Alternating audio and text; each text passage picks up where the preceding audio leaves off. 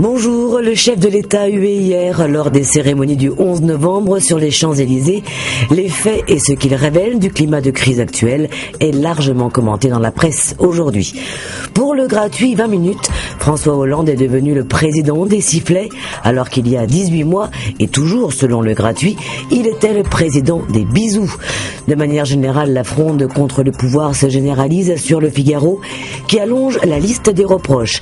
Sifflé en pleine cérémonie à l'Arc de Triomphe, mais également dépassé par la grogne sociale, des partenaires débordés, la colère persiste, le rejet de Hollande franchit un cap, selon le quotidien conservateur. Ça craque de partout et la pression monte pour les Échos qui constatent que la fronde déborde le cadre de la Bretagne pour s'étendre au monde artisanal. Le peuple de gauche doit reprendre la rue, tel est le sens de l'appel de Jean-Luc Mélenchon, relayé aujourd'hui par l'Humanité. Éducation, rythme scolaire, le nouveau front de François Hollande s'étale aussi dans Le Monde qui rappelle que ce mardi débute une série de grèves contre la réforme des rythmes scolaires.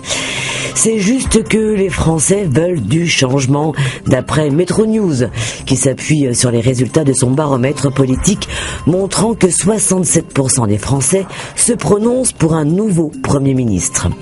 Libération, pour sa part, préfère évoquer ce matin les patrons du président, à savoir cette dizaine de chefs d'entreprise à avoir l'oreille de François Hollande, de François Pinault, en passant par le PDG de Pernod Ricard. Autre quotidien, autre titre, La Croix présente un dossier spécial pour comprendre les enjeux du genre. Si ça peut régler quelques problèmes, pourquoi pas. Aujourd'hui en France se penche sur le scandale des prothèses audio, un business apparemment très florissant.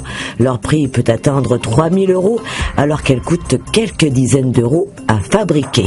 Enfin, l'équipe espère voir une équipe de France de football en ordre de marche, maintenant qu'elle est entrée dans la phase active de sa préparation au barrage de qualification pour la Coupe du Monde 2014.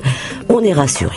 Pour finir, et au milieu de tout ce marasme, une image parmi trop d'autres qui nous rappelle que nous ne sommes pas seuls au monde et que la fraternité n'est pas un vain mot.